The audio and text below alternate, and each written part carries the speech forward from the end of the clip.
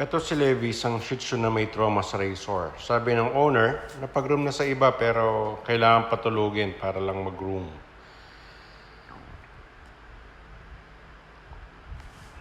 Kung mapapansin nyo, may gloves ako tsaka towel sa kamay. Nangagat siya, but at least safe pa rin tayo. Tinatakpan ko ng towel ang head niya para medyo mawala focus niya sa razor.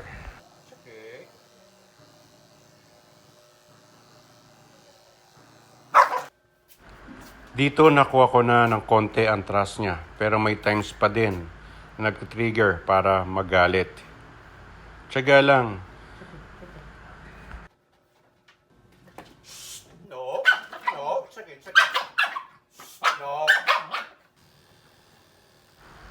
Dito banda, medyo accomplished na ako.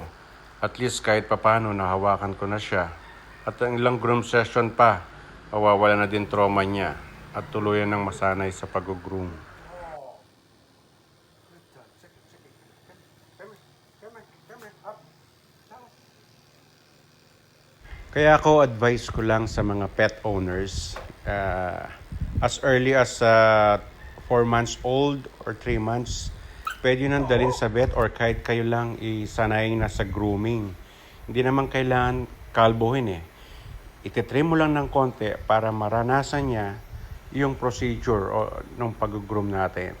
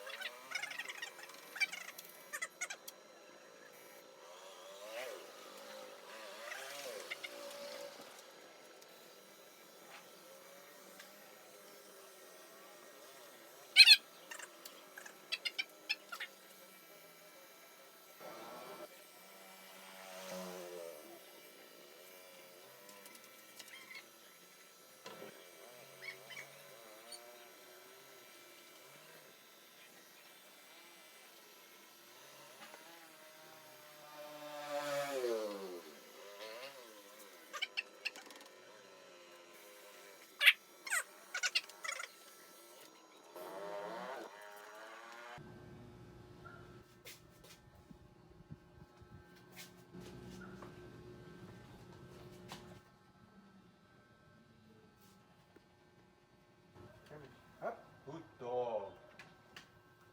Good dog. Good dog.